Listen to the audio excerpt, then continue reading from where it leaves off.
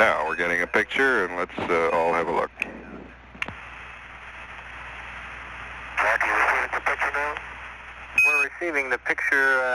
It's a little bright. Could you bring it in a little?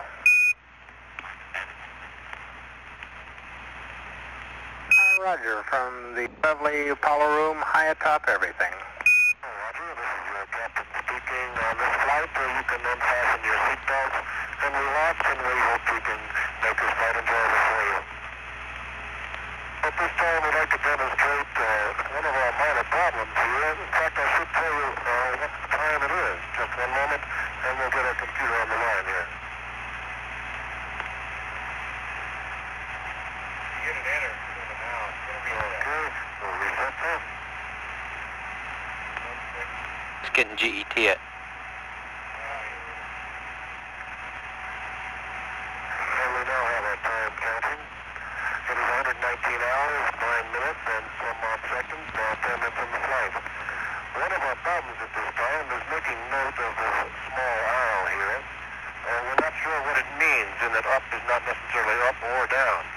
But we'll discuss that at a later time.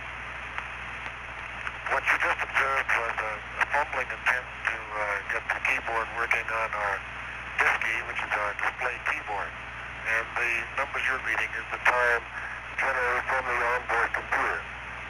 I'd next like to show you Walt Cunningham preparing some of our food at our food station. I'll bring you in close to show you what our food station has. We have two buttons. The upper button is cold, the lower is hot, and there's a spout that Walt is now uncovering.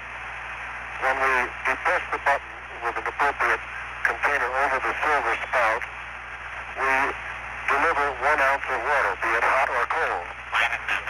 At this time, Walt will get some of the food.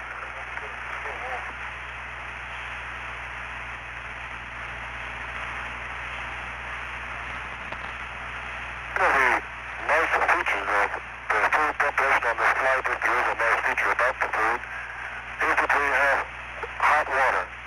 And this makes the food much more enjoyable and quite palatable. We pair surgical shears to cut open the upper portion of the plastic bag, and we pry open the spout, which is an interface with the tap. At this point, Walt is applying it to the tap. In this case, we use cold water and we're reconstituting some fruit juice. And you'll see him depress the button, and each depression supplies 1 ounce of cold water. This water is quite delightful and cold as well. It's about 50 to 45 degrees Fahrenheit. At first, we were adding chlorine to the water daily to be sure there were no contaminants or bacteria that would develop in the water. This left a rather bad aftertaste. We are now adding chlorine approximately every other day. That's Wally Sherrod doing this running commentary. You notice the bubbles that are in the bag. There's a little bit of gas in the water. This does not cause us too much problems. If we get a lot of gas, it does. We have to bleed the gas back out again. Fortunately, this has not happened too often. And then the next step is to knead the bag. This mixes the powdered concentrate with the water, and then we end up with a complete drink. We may have a zero-G demonstration available for you here, where we can spin the bag, and you'll notice the bubbles are sort of breaking and falling apart. They do not form a solid mass of bubble, but you can see in the center a rather interesting formation of bubbles.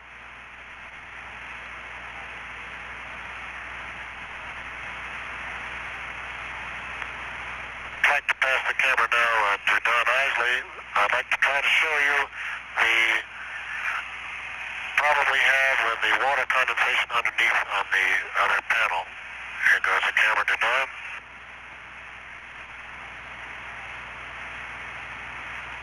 While Wally's getting under the couch to demonstrate the suction that we use to clean up the water that's been accumulating on the cold pipes, I described the system that we do have. We have an overboard dump hose, which dumps the liquid we have in the spacecraft overboard to a heated vent. That hose has been passed to Don, and he has a purge fitting attached to the end of it. I'm now going to go to the dump position on the waste management system, and Wally will be vacuuming up some water while Don and I throw light on it.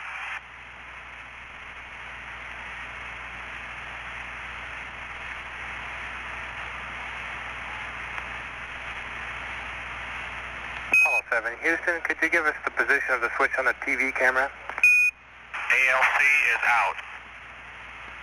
We'd like to switch that position to in, to the ALC position. Roger. Is your picture satisfactory? It's a good picture.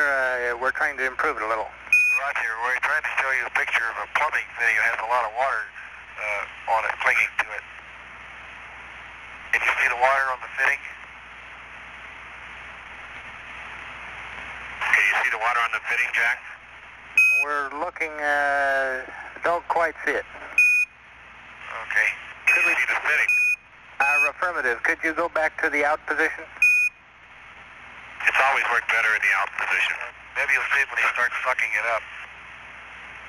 Okay, now he's going to suck up the water with the vacuum line we have. It's a very, very small vacuum, but so far it seems to have worked pretty well at taking water overboard. It's a pretty good sized blob of water that's, yep.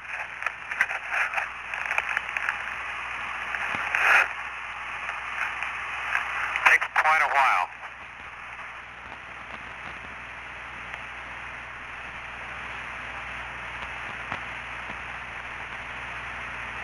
Are you observing that, Jack?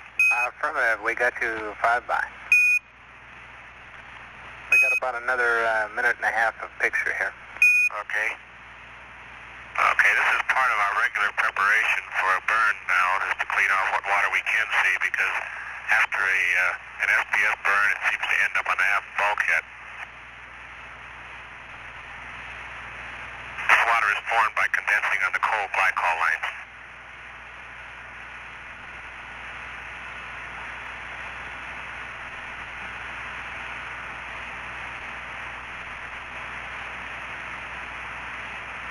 Don will finish out the run by showing you the MDC in front of the commander's station.